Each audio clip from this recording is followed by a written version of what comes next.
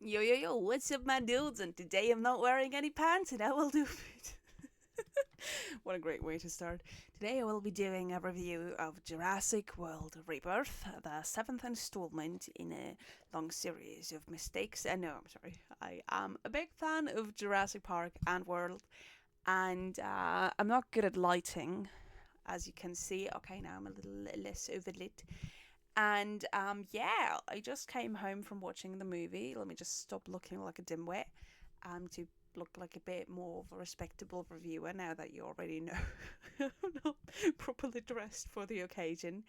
Yeah, so I am a fan of the first hour, except that I was born in the year that Jurassic Park 3 came out, so yeah, not a good fan of the first hour, but a little bit late to the party.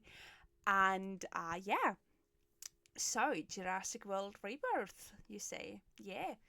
I went into this movie knowing very little. I had watched a little bit of the Gaming Beaver.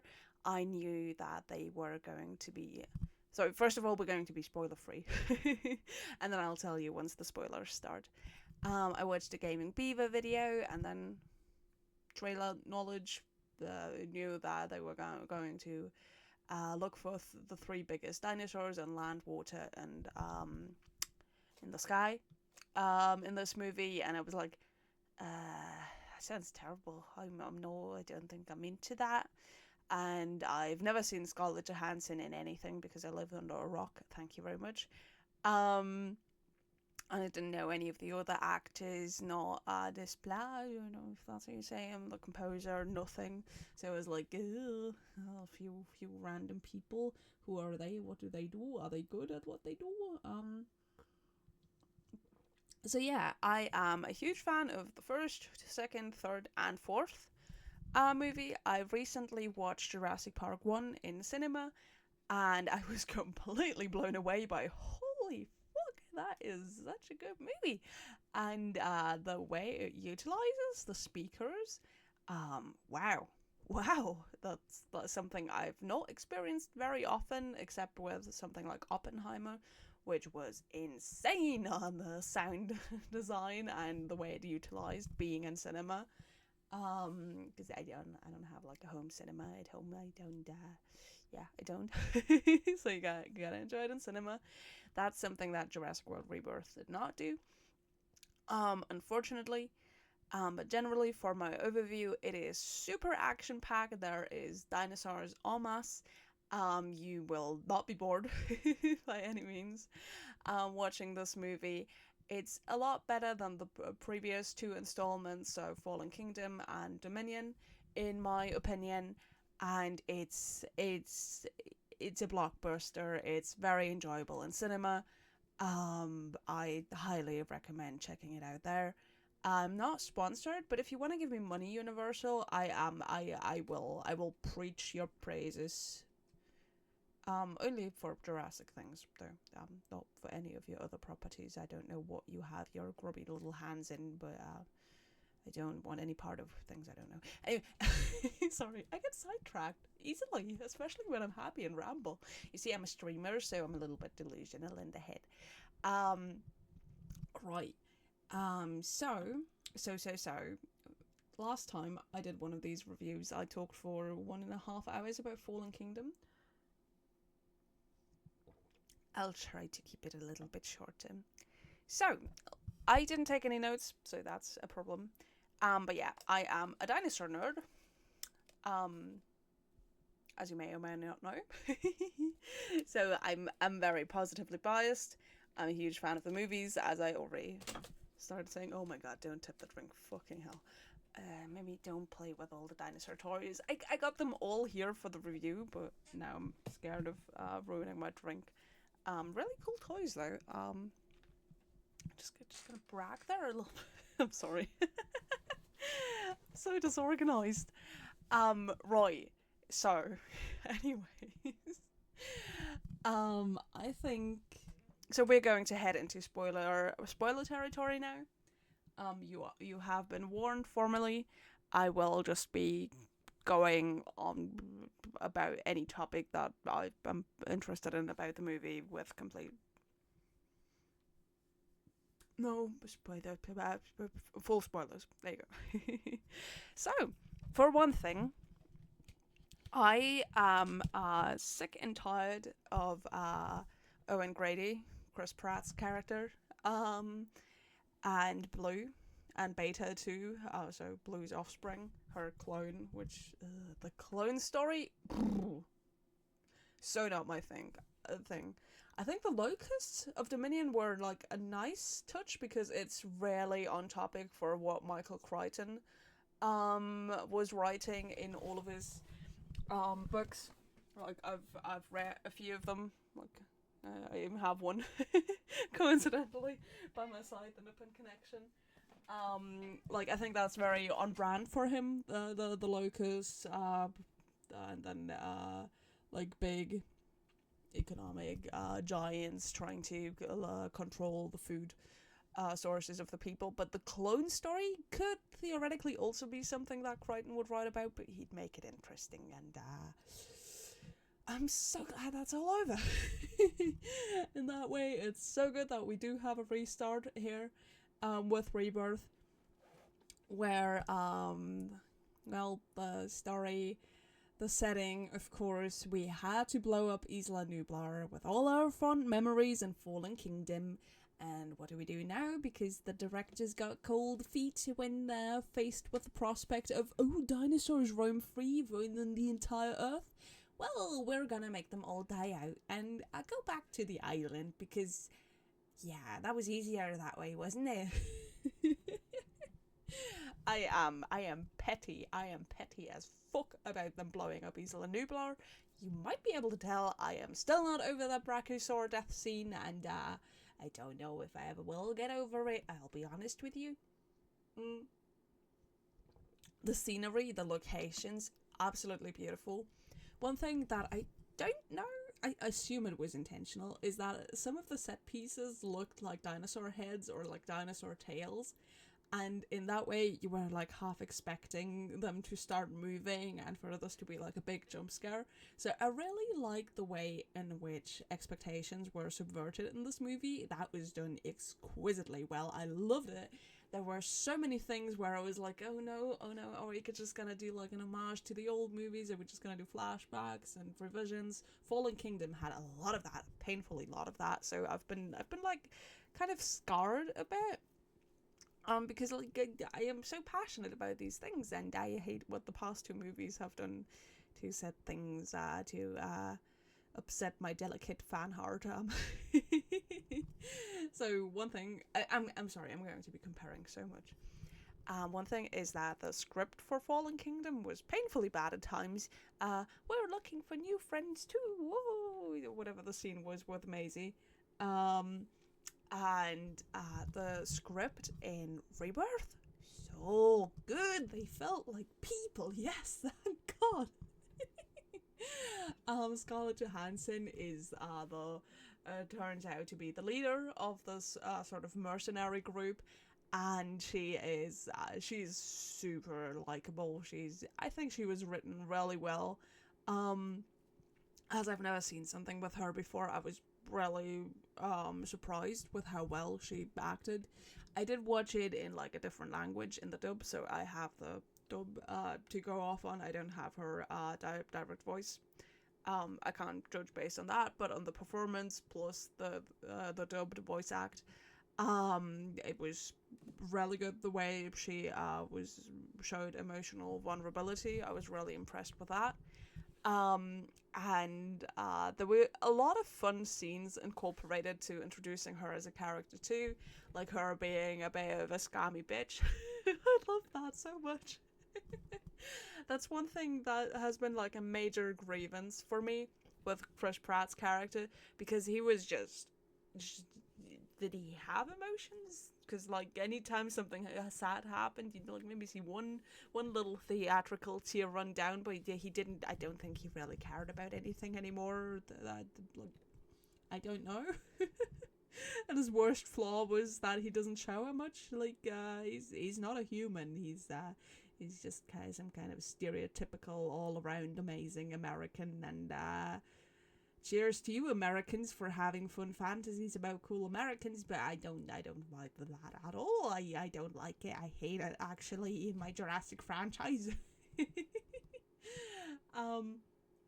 Because yeah. I mean, with Claire, you have like character arcs and stuff, and with Chris, it's sorry, with Owen, I keep going back to Chris. It's he holds his hand out magically, and then all dinosaurs are like, oh, "What's that? Have you done the hand signal?" Okay, I will listen to whatever you say. I've never seen you before. I've not been trained since birth by you, but oh my god, you did the hand thing. Oh, so I'm sorry, I'm ranting too much about the old movies, but I'm so glad that we're working with a new cast. I haven't always seen a single person of the cast with before in movies. I think maybe Duncan. I don't remember what he was part of though. I think I've seen him somewhere. I think they're all high profile actors. I don't know. I just don't know them. If they didn't star in the Harry Potter movies, that's unlikely I've seen them. Or something. But no, so I did very much like the actors chosen. I think they all acted well. I was working with a dubbed version though. There were a lot of characters that were supposed to be likable but fell very flat in terms of lack of character development or just being given enough time though. And then the times that were dedicated to them were just a little bit too empty to feel worthwhile in a way. And yeah, so we have the two groups. We have the mercenary group, and we have a group of people who are traveling across the sea for some reason, which when they disclosed that they wanted to go from somewhere to South Africa, I think it was, it sounded like they were lying about it, so I don't know what their goal was. I don't know why the fuck they were out on the open ocean as like a family with a small child or girl on board. That didn't make any sense to me. I don't know if that was something I was just completely missing out on, what that was actually supposed to be. But that was weird. And then they sent the distress signal, and the other group ends up deciding to help them. And I will say within the mercenary group, I really rooted for the ones that were the characters that would like cast as the archetypical bad guys, so to speak. But they weren't even really all that bad. That was like a bit strange. Usually you have like actually almost like super villainous characters in these movies, and then here the bad guys were like one mercenary guy who was like, okay, there's a lot of Spinosaurus floating around our boat. I'm gonna start shooting them with lethal ammunition now because I don't want to die. Which, I mean, in the frame of the movie, it was framed at, okay, we're invading their territory, it's not our right to shoot them. Which, yes, but, like, once you're already there, then to want to shoot the things that want to kill you, I do understand that. Then to be all pacifistic and be like, yes, I will sit here and calmly let myself be eaten. No, who would do that? But then, of course, because he wanted to shoot the dinosaurs and did shoot dinosaurs, he had to be killed immediately, which was a shame because I really liked him. Bobby was his name. And he will be missed. He will actually be missed. We had, like, so many, like, let me just call them, like, replaceable, no-name, ship's people operating the ship.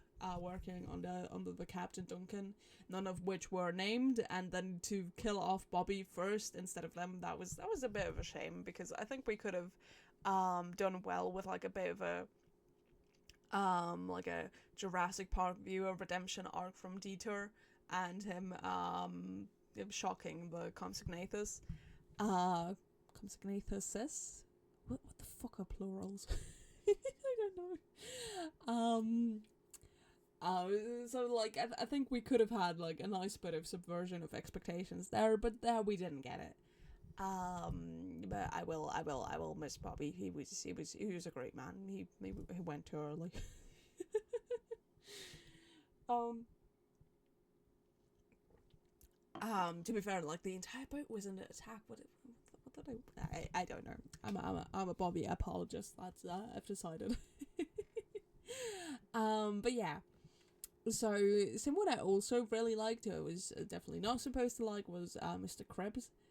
Who was the archetypical rich white asshole funding the shenanigans, who wanted to who started the entire mission, got everyone along. Of course, we kind of had this character already with Dodgson and Dodgson. I don't know. And then Mills in Fallen Kingdom, and he was, I don't know, I really liked him. At some point, one of the teenage girl, I don't know her name at all. I don't know. I didn't pick up on it at all. She's told to go call Mayday, send out a distress signal. And then he intervenes and threatens her, or well, he like shoves her off and tries to intimidate her to not send out the signal. And then in the process of that, he as she's like shoved, and then the boat tips over a bit as well, and she like flies off to the side and then hangs onto the edge of the boat. And there's like this moment where you're like, oh, is he gonna shove her? Is he gonna do it? And I was so excited for him to shove her. I was like, yes, throw her off, throw her into the gaping jaws of a Spinosaur. How cool is that? And then he didn't do it. So that was a bit of a character flaw from him. But I mean, he didn't try to save her either. So you know, I was appeased. I was so excited for him to just like shove her off, be like, yeah, Spinosaurus, there's your food, don't eat me, thanks.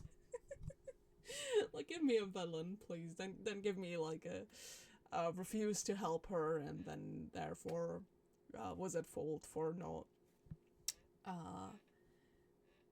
for her potential death. Like make him be evil if he's gonna be evil. Like this way I just liked him, you know? Like either make him evil or make sure I don't like him.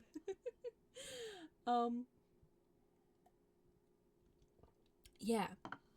So Bobby and Mr. Krebs were big favorites of mine, in that way. And then of course Zora, big favorite because she was just written so well, and the doctor as well, the paleontologist that comes along with them on the mission to identify the dinosaurs correctly. He was also written extremely well, and there was no feeding into stereotypes, which I was so grateful for. Like, yes, he was a paleontologist. No, he was not a nerd. Yes, he did go to dig sites. Yes, he got into the dirt, into the gritty, which I think is a lot of paleontology. Or maybe more like the people who do actually go out into the field and do the work. I'm sure there's a lot of people who just like research academically. But like somebody who does get into the gritty and then isn't scared of like wading through water, that was just, oh. I mean, we haven't had that like be a problem for Alan Grant, for example, but that's like something where they could very easily have fallen into those kind of nerd stereotypes. And let's go through that again, because we've never seen a nerd be scared of the outdoors before in cinema. So I'm so glad they didn't do that. And afterwards there's a 150-meter climb down as well, that they have to undergo. And like he reveals, he goes to the fitness studio, he's faced the 6-meter climbing wall there, and so he does have some practice, and there is no like crying or moaning or bitching about, oh no, I have to go down this thing, which is a perfectly reasonable thing for a human to express. And it was like a very steep drop, of course, but it's just that like sometimes the screenwriters do have this is a Jurassic Park movie, people are here to see dinosaurs, not the internal struggles of a nerd going outdoors for the first time. When they have that in mind, and make the movie aware of that, or do the oh my god, sorry, I'm getting lost in my own thoughts. When they direct the movie with that in mind, it just becomes so much more enjoyable to watch for everybody. Like, we had a lot of focus on the secondary civilian group with the family. So dad, two daughters, and one of the daughters' boyfriend. Like, we had a bit too much focus on them, but we kind of had to have a little bit of a build up for them to then be attacked by the mosasaur. Which, oh my god, we got like a scientifically accurate Spinosaurus. I mean, I'm sure like paleontologists like change up his design and appearance like every few months. So is it still scientifically accurate? I don't know. I don't know. That thing underwent so many transformations on the way to finally now being a sea dweller or swamp dweller, I think it was. I don't remember. I don't. Correct me. I'm wrong. Correct me. But to see the sails out of the water, when I saw those beige kind of sails in the distance at first, I was like, no, they didn't put Spinosaurus in open sea, did they? And then it was like, oh no, a fluke of a mosasaur, and I was like, but it's not beige. And then later on, they're like, those don't look like fins, they look like sails. I was like, no way. And then there were so many Spinosaurs.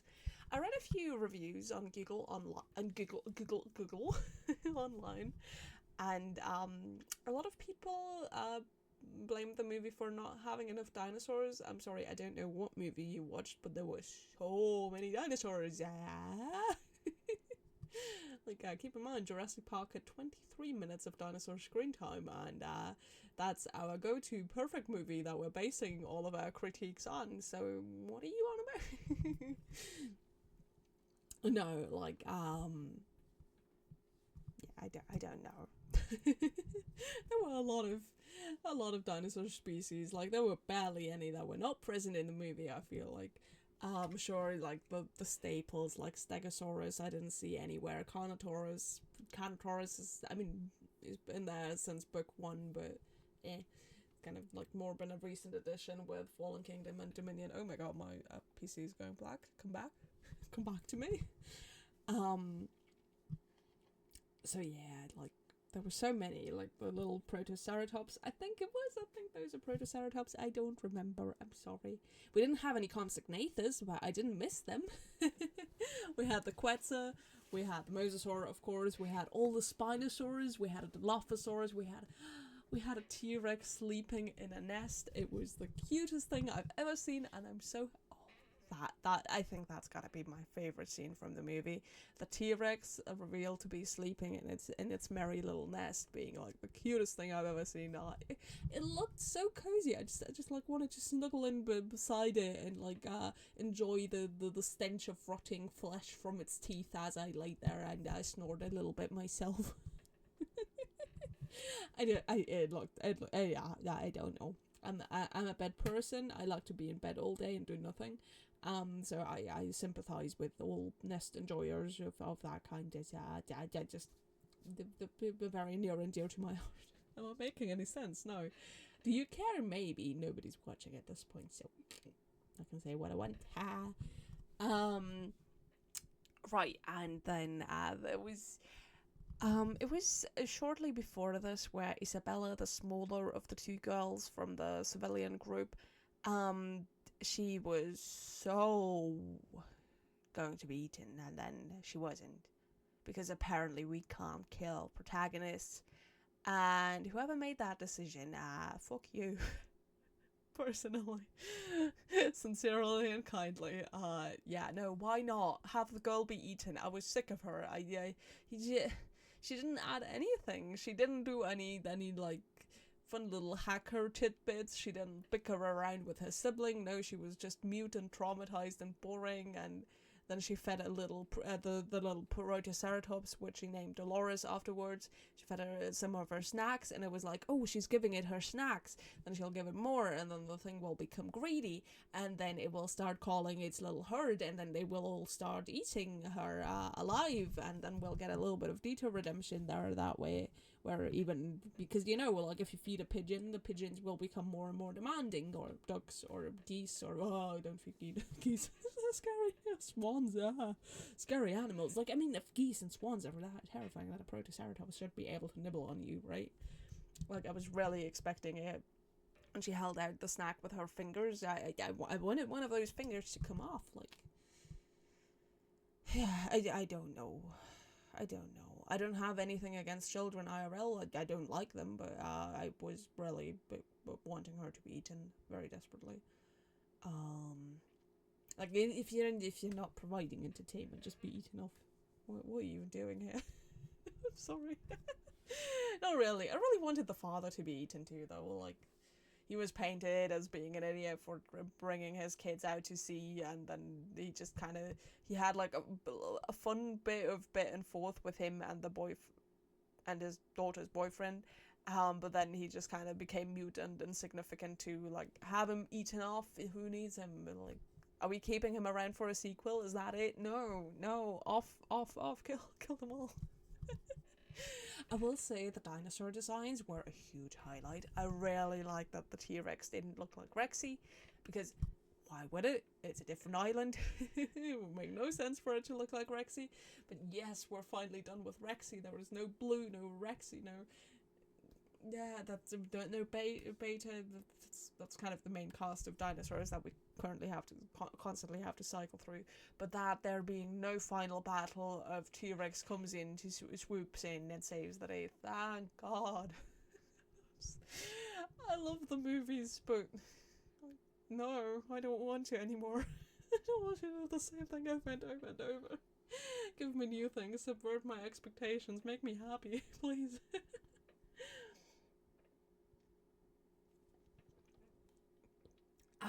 Yeah, right. As for that T-Rex scene, the part of what makes it my favorite scene, and apparently this is part of the book, which I have read the book twice. I've forgotten everything except for the fact that Hammond rolls down a hill and dies. That's the main thing I remember. And like the charts of how they were edited to look like actual charts in the book, I found that really fascinating. Those were the main things I retained. Apparently the Carnotaurs can camouflage as well, or is that in the Lost World actually? But right. So apparently the scene with the fact that the T-Rex goes underwater. Oh, such a good subversion of expectations. I loved it. Like, we're doing something completely new here. Like, we have the T-Rex wading into the water, and then it's getting lower and lower and lower. And you're like, okay, now it's going to back off because, like, the water is up to here. It's going to, not want to die or whatever, be swept away. And then it actually just dives under. Like, how fucking cool is that? I'm so happy with that. I mean, sure, we had the Spinosaurus in JP3 go into the river too, but it was, I don't know how much, I think that was the most water but adjacents you really had. I mean, maybe that's the thing with technology advancing as well, where it's now easier to film that sort of thing, and it's probably easier when you use CGI and then don't have the animatronics get wet and die or break apart. But the T-Rex under the water suddenly, and then upheaving the raft. Such a good scene. So much suspense. There was just so much tension and suspense all throughout the movie. I loved it. There was so many dinosaurs, so much fun stuff. The design on the Quetzalcoatlus was a bit different from Dominion, I think. And very much improved for the better. It had like nice little quills that went up at the back of its head. And it looked really, really, really cool. The Titanosaurs that they were hunting were like laying on some hills, which then only raised up for like our cinematic enjoyment, which was a little bit silly, but they looked so cool. They also had some sort of sails going up at the back, which looked really cool. They did like a little snuggle between between the two big ones, and their tails were like ridiculously long. And I love that they shot that like cinematographically, cinematographically. Fuck it. Like that, you really got to see that really ridiculous length where, because like if you're a child or a man child that like I am, then when you open a dinosaur book you're like, oh my god, was its tail really that long? Like I think we've all had that experience looking at a picture of a sauropod. Or like in a video game as well, and then like to have it put down in the cinema, the sort of wonder of ooh, that's long. Fucking amazing. I love it. That made me really happy. And the scene of the doctor, he was addressed as doctor. I don't remember his name either. I care a lot for the movie, just not for the names. I'm sorry. And then the way he acted, the way the actor acted, not the character, in like tearing up and like all that wonder of like the hand shaking when touching the leg of the Titanosaur. That was really that really touched my cold dead heart. No, it's beating, and it's beating for this movie. Don't worry. No, that was really well acted. Like him tearing up and getting so emotional over this, because like you're already going to be like super emotional about seeing a dinosaur for real for the first time. Especially like in the wilderness. But if you're a paleontologist, then yeah, you've dedicated your studies to dinosaurs instead of, you know, just fucking boring rocks, which is apparently what those studies are all about. I've been advised against studying paleontology myself. That's what I'm basing that on. Because I talked to a paleontologist and ended up asking about that being a field of study for myself because of my love for Jurassic Park, actually. So, big tangent, sorry. But that was acted out really, really well, and I really loved that. And, well, it was kind of like the made a bit awkward by the fact that Zora then shot for the neck of the Titanosaur with the blood extraction needle thing. It was a bit weird. I feel like the leg would have done the same. It wasn't addressed that it needed to be from the neck. So I feel like that kind of but I mean it was meant to kind of kill the movie, because like you have this childlike wonder and excitement, and then there's like this big reason of having to or wanting to earn a lot of money by doing this.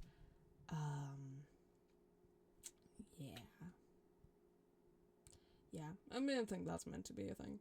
But yeah, for expectations subverted, one thing I also loved is that we have a peeing scene. That's a first. Okay, cool. Kind of a bit too central to the scene, but okay. So you have the teen dude guy stand at the front, turned away from what's happening behind him. You see two raptors sneak up, and the beautiful thing is that you see them the second they like appear in the brush, but they're never in focus. Velociraptors out of focus. A dinosaur that has been so predominantly tied to Jurassic Park and it's out of focus. I'm so excited about that. Oh my god, yes, I'm sick of raptors. I'm sorry. Well, Blue is just, no, I'm so sick of her and her entire species. I love the Raptor Squad. I love the big one, Jurassic Park. I love the designs of Jurassic Park 2 and Jurassic Park 3, but I'm so sick of Blue and Beta, and I don't want to see another damn Velociraptor. So them being out of focus was such a relief. And you know, like, the fact that he didn't, like, just turn around, hold out his hand, and he was like, hey, Owen Grady does this. Stop! Because I mean, the hand thing felt like a parody of Jurassic World. Like he did that with Beta as well, and Beta wasn't trained as the same dinosaur. Like, yeah, I'm so angry about that still. But yeah, that was so great that they were out of focus. You get the looming threat of the raptors coming up. and then you have a mutant swoop down, a raptor, flyer, mutant. It looked a lot like a Dimorphodon in that shot, so I think it was maybe supposed to be Dimorphodon Velociraptor, and then something else that made it have the sort of throat of a frog or toad, where they blow up their throat for croaking, or I don't know how frogs work. Actually, I'm sorry.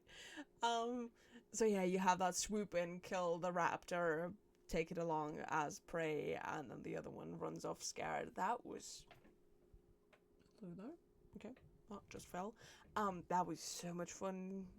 Expectations are perverted. All of it.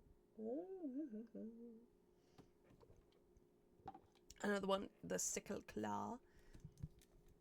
Do we have it here? Yes, we have it here. The sickle claw. Another the part of. It's cool. It's great. Can we not do it for 6 movies straight? Please. Oh, that rhymed, didn't it? that's gonna be my rhyming thing for the entire movie. It's good. It's great. Can we not do it for 6 movies straight? Hell yeah. But yeah, we did have the mutants, the Dimorphodon Raptor hybrid. Did have the sickle claw. And we did reenact the raptors in a kitchen scene with the child going into the closable fridge.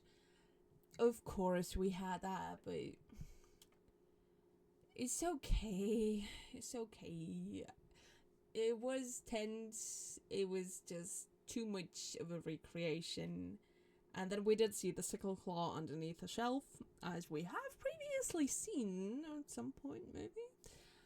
And then, but one of the claws, I don't think it was the sickle claw. I think the front 2 claws penetrated through a plastic bottle, and then all the red juice started spilling out.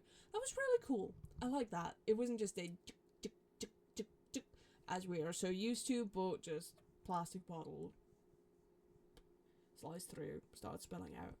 Thank the Lord for that. So yeah, that was really nice in that way too. Right, then what else do we have? Right, so scenery was amazing. I really loved the cavern stuff as well, like the set pieces that kind of looked like dinosaurs maybe, but were actually just trees and foliage. The village that they end up in, also great. Overall, really good in terms of set pieces. Yep. At the start, they did have the When Dinosaurs Ruled the Earth banner at a museum. Of course, the exact same one, as if though they had created exactly the same one as was in Jurassic Park. I don't believe it for a second. I don't know. Did they do that in Jurassic World again too? Well, you visited the old visitor center, right? And there was the banner on the floor and old and dusty. But I think that was a nice callback. And doing it 3 times over again. It was good. It was great. Can we not do it for 6 movies straight? But yeah, when I saw that, it was like, oh no, is this gonna be a Fallen Kingdom journey of homage? From jumping from flashback to flashback to flashback. But it wasn't that, thankfully. It just scared me a lot at the start. Is there anything else I want to address? There has been one big topic that I've been talking around that I haven't addressed so far. Beyond that, oh right, Mr. Krebs' demise. Of course, he was one of the characters I like best. Him having to be killed off for not helping the girl after he shoved her and then the boat toppled. Why couldn't he have lived? Let him live and kill off the small girl, her older sister too, because she was just so empty. The only thing she was there for was to be a girlfriend and say, yeah, I didn't like my boyfriend at the start either. And that was the entire thing she did. I don't think she acted badly, the actress, but she was just not really given much. the general screams of terror and everything she did well, but there was no like just no character arc of any sort to go through that where she could have like excelled. So that's just kind of, if we're gonna have fodder that we don't develop, off with them, please. Look, we got some hungry mouths to feed. Now look at that. He's very hungry. He would like to eat. Or the Dilophosaur, like, he only had a small cameo. I saw that Dilophosaur used in promotional materials. I was surprised that it was just like one small thing and then it scurries off after being spotted next to a dead Parasaur. I really like that too, like having a dead Parasaur Lophus instead of like having these big herds move around. It was really nice. That was just like one dead one laying there. Like just a little carcass laying about, you know. Seemed a little bit illogical for the T-Rex to completely ignore the huge carcass that was definitely not eaten, not a lot had been eaten out of, and then just go like waste so much energy chasing the small humans. But then again, I mean, movie, you know. Movie's got a movie. You gotta give it some allowances. But yeah. The whole story of Dolores, the Protoceratops, probably, being put into the backpack of Isabella, the smaller girl, which should have been eaten so very much, so nonsensical. I feel like this is kind of like a Camp Cretaceous effect, where they have Bumpy the Ankylosaur, who's basically like a camp member at that point, and I feel like they wanted to do something similar here. And I watched a premiere thing on a live stream where they did have like a backpack with a Protoceratops, and for marketing purposes, brilliant. In the movie, redundant. But I'll give them that, because you just know that the children are going to be super into it, and it's brilliant marketing. So yeah, it's alright. We'll be lenient with them on that. Plus, it did look really realistic to me. I don't know what they were called. Those things that were like put in the deathmatch cages in Dominion, that like tore off the one dude's limbs, which looked like similar with the beak, the small eyes, the what was my point? Fuck, sorry, it's past midnight. I'm losing it. What was my point? What was I trying to say? I don't remember. Fuck. Okay, well, so much for that. Right, no, sorry. That one and some of the other animals at the auction dinosaur market there, I felt like they were really poorly made. They kind of looked more like something out of Star Wars's 1973, was it?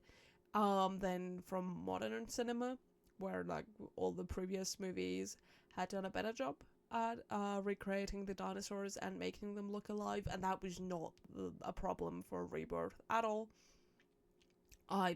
Every dinosaur looked great. With one exception, but he wasn't a dinosaur. So yeah, that's like,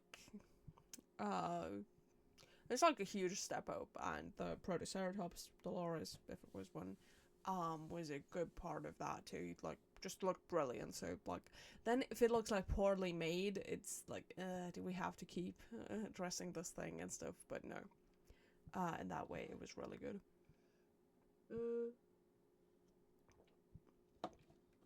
Right. And then I think finally we have to address the elephant in the room, which is rather large, the X-Rex, as I like to call it. Because I don't know what D stands for. Is it like One Piece? Do we just not know as a part of the will of D?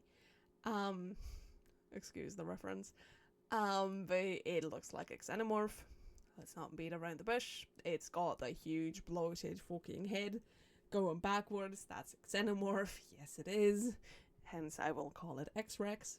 Plus, it's just more fun to say than D-Rex. Like, X-Rex? X-Rex? Let's go. But yeah, I don't know. Like, the head being so bloated, like that's the way I look when I have allergies. That's not what I really correlate with a cool dinosaur design. The start of the movie, the first few minutes, with like at the laboratory, 3D was terrible at the cinema I watched at. It was so blurry, it hurt my eyes. I hated it. I was genuinely regretting having gone into 3D. I really wished I just went for 2D at that point. But that's a side note. The fucking product placement. I'm okay with you starting your movie with product placement, but the fucking Snickers wrapping is what disables the ventilation system, is what then causes the entire system to shut down, is then what makes the T-Rex escape, but it doesn't because the door is closed and we never see why it does escape, and we're not given any explanation for that either, to my knowledge, which that was strange. Because we have a huge point made out of one colleague letting the other die. She refuses to open the door and let the X-Rex out. So then, why did it get free? How did it become free? I mean, it was brilliant.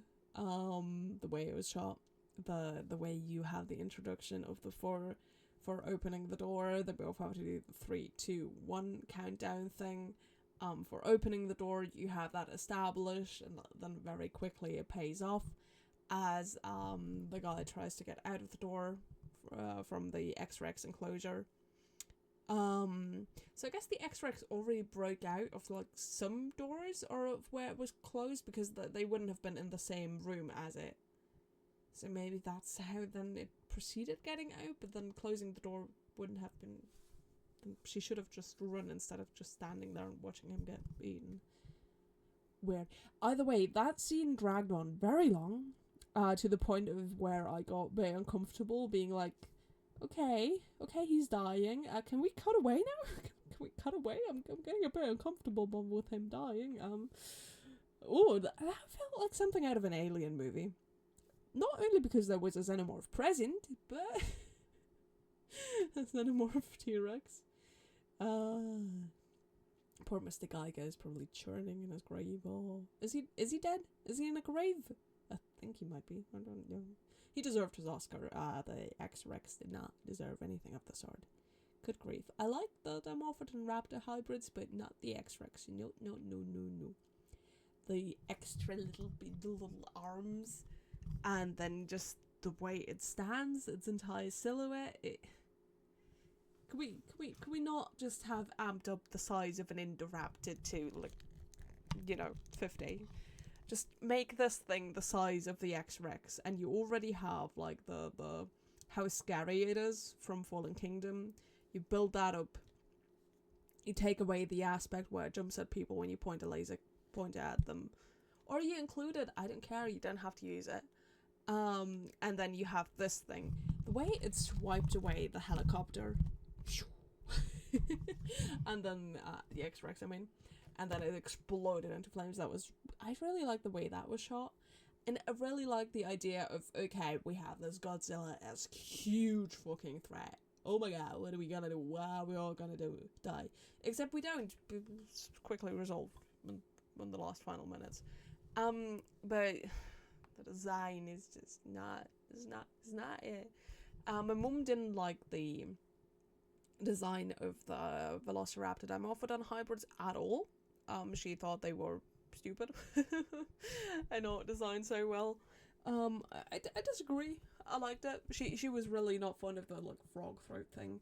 I thought it was interesting.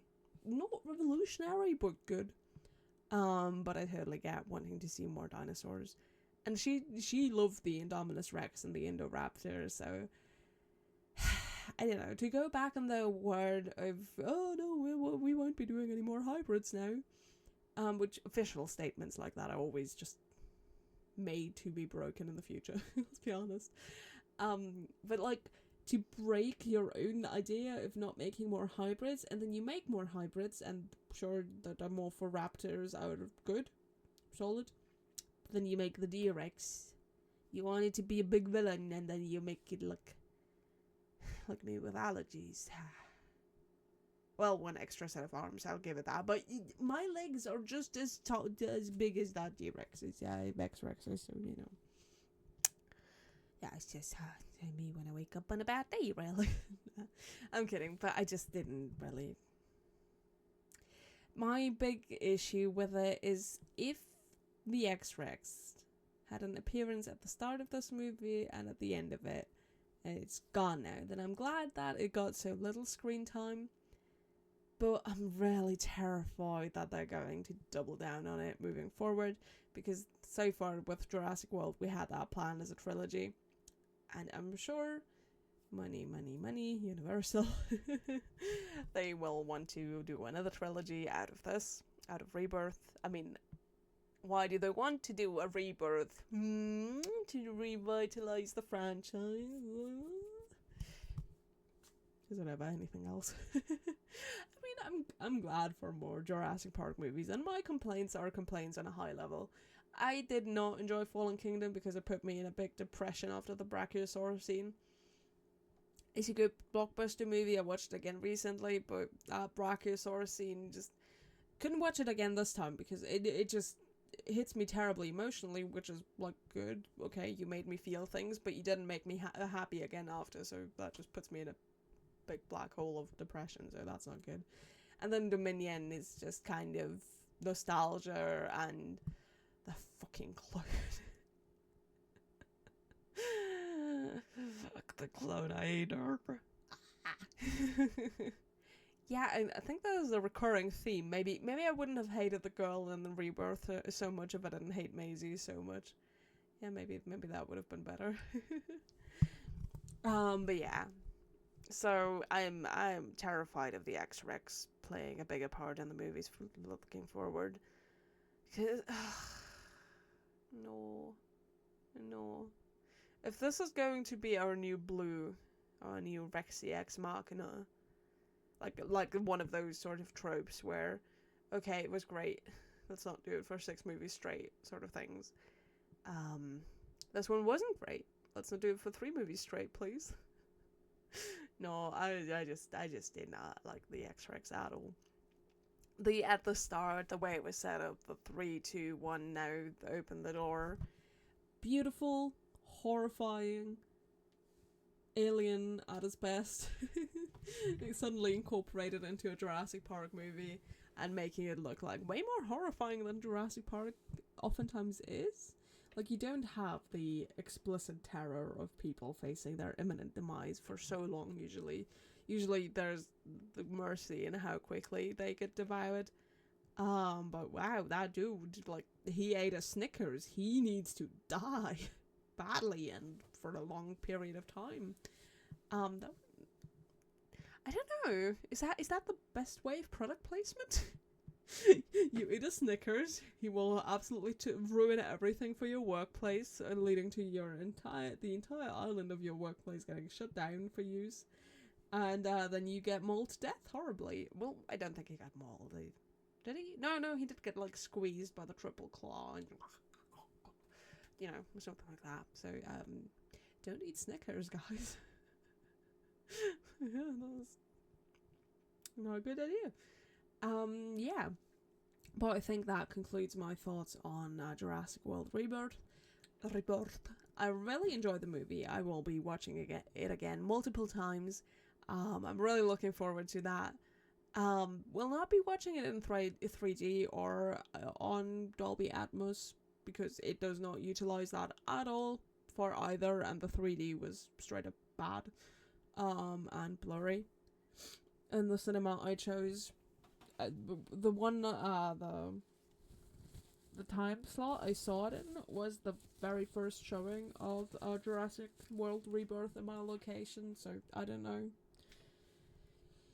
Maybe it's got something to do with that. I don't know, but I really enjoyed the movie. I look forward to watching it again, and yeah, it's miles better than, dare I say it, Fallen Kingdom and Dominion combined. Which both had their strong suits, but fell flat in so many ways, which made me terrified to be excited for another Jurassic movie. And now I'm once again appeased, happy, excited to rewatch, and I can finally allow myself to be happy for the next installment in the series, which is sure to come because, yeah, Universal is not going to let their cash dinosaur run dry. There's no way. Yeah. Thank you very much for watching. If you have watched to the end, then you are a true soldier, and, you get one interrupted hold up of approval. Okay.